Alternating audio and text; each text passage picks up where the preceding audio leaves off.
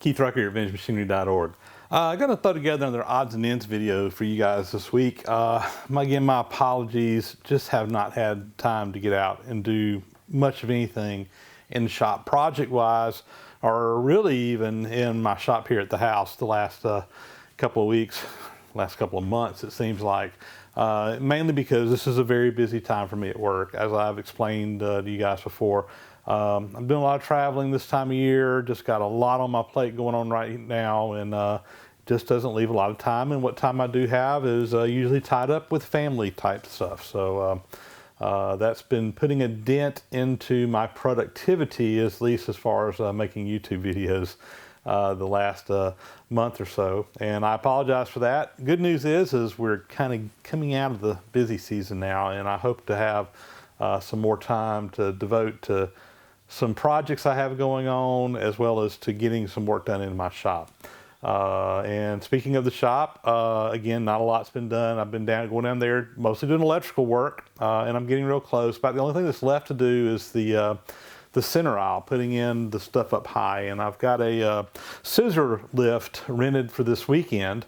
When most of you guys will probably be watching this video when it first comes out, I'll be up in the air on my scissor lift finishing up my electrical work. And when that is done, I hope to be able to get my inspection done and get some power turned on out there pretty soon. But nothing really to show you guys with that, so we won't really have anything beyond that as far as the shop update goes this week. The main thing I do want to talk about this week, though, is I want to extend along my invitation to you guys to participate in an upcoming event that I hope I'll be able to see many of you at. And if you're watching the other YouTube machinist channels, like there's a community of guys like myself who are doing YouTube videos, you probably have heard about the Barz Summer Bash 2016.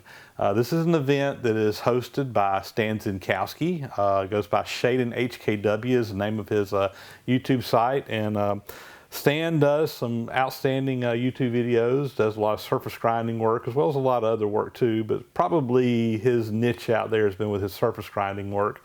And anyways, Stan is hosting again this year for the second year, or at least he's expanded his Summer Bash to include inviting out YouTube creators such as myself, as well as many of you guys, the viewers of the channel, to be able to come together for a weekend and or a Saturday event where we can all get together, meet face to face, and just really have a good time. I got the opportunity to go to this last year and thoroughly enjoyed it. It was an absolutely wonderful weekend.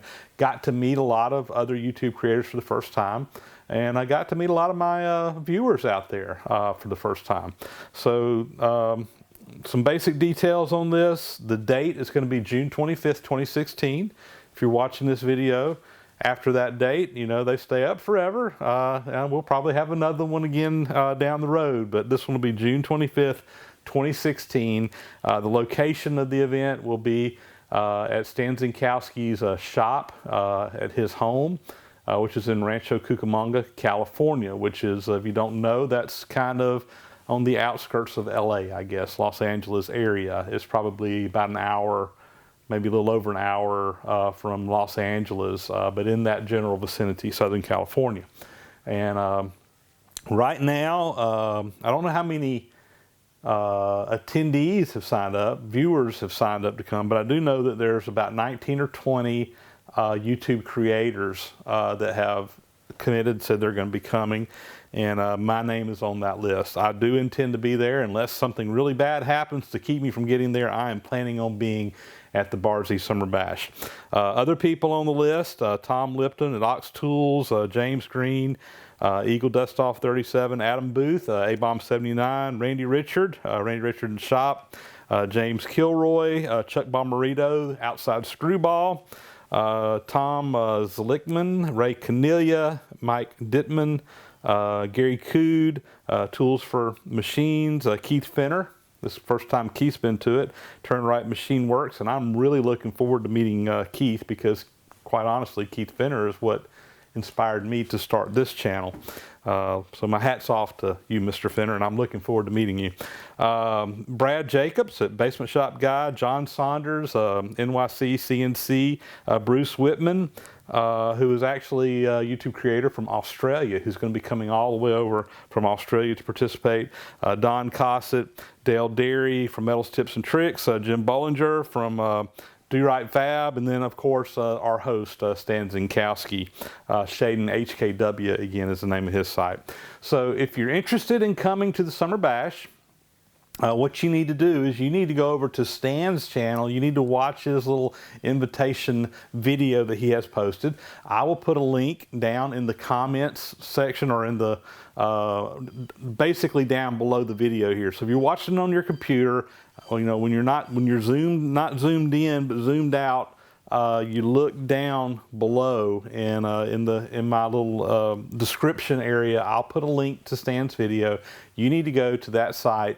You need to listen to what he has to say. He has all the details, all the logistics. You need to register for the event. Don't just show up on the day, and just follow his instructions to get yourself signed up. And I hope that many of you guys, particularly on the West Coast, that I may not get to run into as often, will be there. But I know for a fact there are people coming from all over the country to go to the Barz Summer Bash. And I look forward to being there, and I hope to see many of you there as well. Please come on out if you can.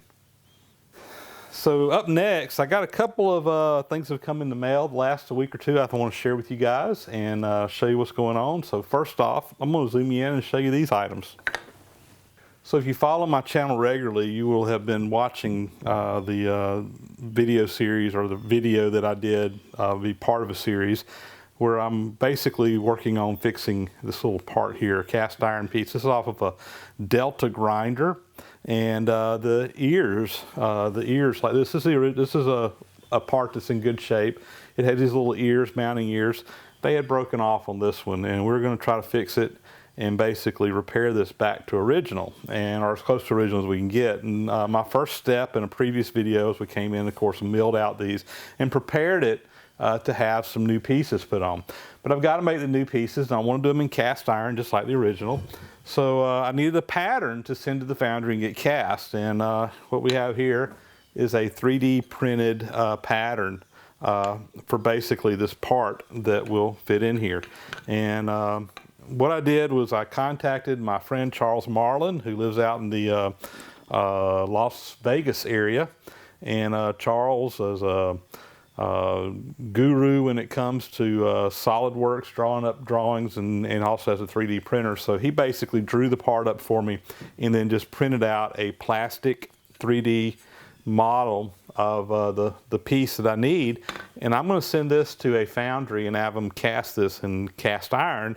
And when we get the cast iron pieces back, we'll machine those, put them in here, and basically repair this. So thank you, Charles Marlin, for helping me out with the drawing and the 3D printing. He's done this for me before, and you know, this would not have been a very difficult pattern to make out of wood, but it was a heck of a lot easier just to hit print on the 3D printer, and particularly when Charles was doing it for me.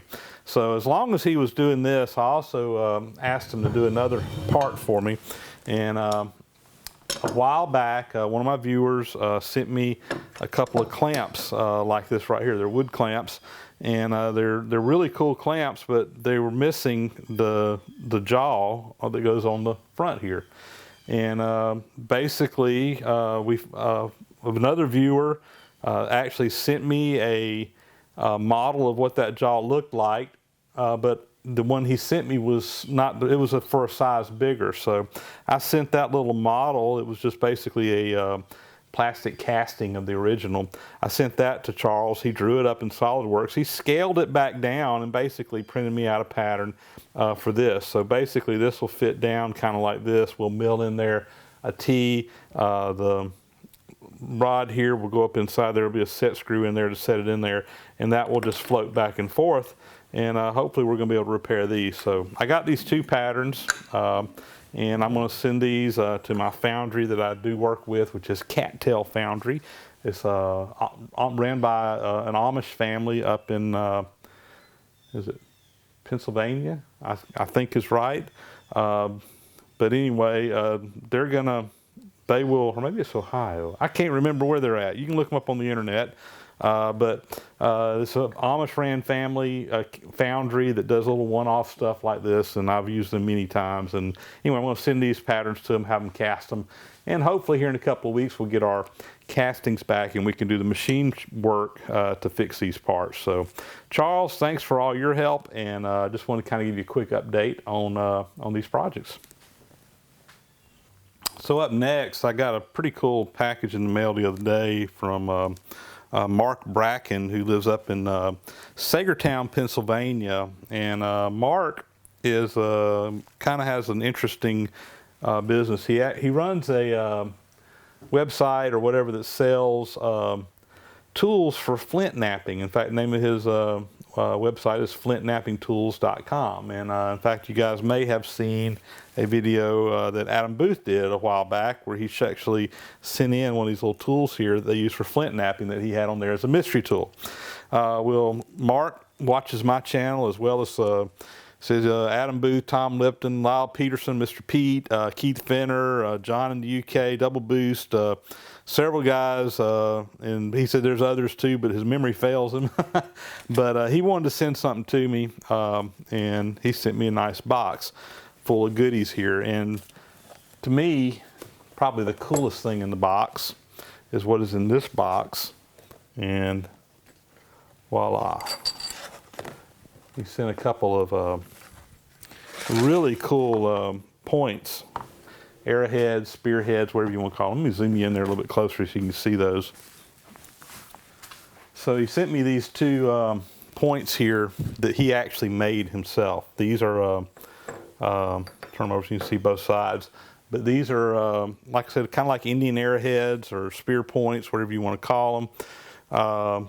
And these were some that he made using really traditional techniques, just like the American Indians would have used many years ago. And it's interesting, this darker one here, he said, is made from chert or flint, like what we call it here, that came out of the Flint River in Georgia. And where I live, I actually live probably, I don't know, maybe 40 miles from the Flint River that runs down through Georgia. In fact, at one time, I lived within 1 mile of the Flint River when I spent about 1.5 years living down in Bainbridge, Georgia, many years ago, right out of college. My first job was down there, and spent a lot of time in southwest Georgia.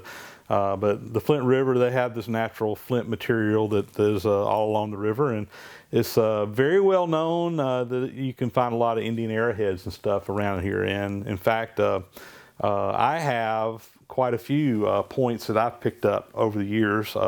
Working in agriculture, I spent a lot of time in farmers' fields, and you know, you just find them every now and then. Can't say that I go out looking for them, and I have done that a few times, but I'm not really a avid, go out and hunt arrowheads, but I've probably got a dozen or maybe a few more than that arrowheads that I've picked up over the years. These are absolutely amazing. The quality on them is just unbelievable. And then, usually when I find an arrowhead in the field, it's probably going to have some damage to it. It's unusual to find one in really excellent shape. I've got a few that are in good shape. A lot of the ones I've picked up over the years have been broken or whatever from plows running through the field and what have you over many years. But these are really cool. These are really cool. So the dark one was from the Flint River. The white one is actually made from a chert that's very common down in Florida. In fact, I don't have any of these Florida type points, but I'm very familiar with them in this style of point. As a matter of fact, this is a very classic style point like you would find in North Florida. I'm not sure about the design of this one. I'm familiar with a lot of designs of the ones we see in South Georgia. I've never really seen one in this shape from this area. And John or Mark, you might be able to comment and tell me, but I'm not sure if this is a style that would have been made in this part of the country. I know the material is, but anyway, still very cool nonetheless. In fact, I've got a good friend of mine who is a very serious Indian arrowhead collector, and I stuck one in my pocket the other day and just kind of pulled it out. So here, look what I found, and he was just drooling over them.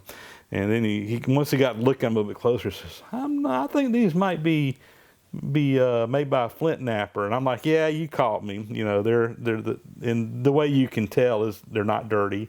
They're not any chips. I mean, they're almost too perfect for what you would probably find in a field, but cool nonetheless. But I'm going to put these with my other points and put them up. I've talked way too much about this, but Mark also sent along some other items in his box here. And so he sent off a bunch of these little offcuts. Let me zoom back out where you can see this.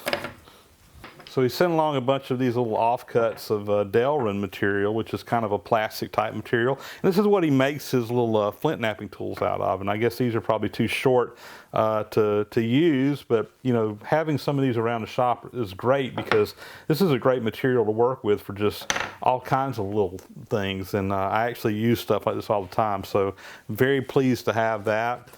He also sent along a box of JB Weld and a couple of boxes of concrete anchors. And knowing that I'm building my shop and going to be putting some machinery out there, these are some anchors that can be put down to bolt like a machine down to the ground. So anyway, very nice stuff. So Mark, thanks a lot for all the goodies here, particularly these homemade points here. These are really cool. I'm really impressed with your skill. I've seen some guys do some flint knapping, and I find it fascinating. We actually have an event at the museum every year where we bring in it's kind of a Native American type themed weekend, and we have a lot of people come in for that. We've had flint knappers out there demonstrating their skill, and pretty cool stuff. So thanks a lot, Mark. Again, much appreciated. Well, not a lot of content this week, I know. Again, I apologize for just being too busy and not having time to get out and do stuff in the shop for you guys. Believe me, that's where I'm wanting to be. But right now, we have other things that need to be done as well, and we're going to take care of those first. Again, thanks to the guys for sending stuff along. Go check out Stan's channel. Again, link down below. Register for the Barz Bash. I hope to see many of you out there to come out, and it's a great time. It's a really great time. It's worth a little bit of effort to get there, particularly if you want to meet up with some of these guys that on the YouTube channels. And with that, we'll sign off till next time. As always, thank you guys for watching my videos, for subscribing to my channel. If you haven't already, please do so. And we'll talk to you later. Thanks.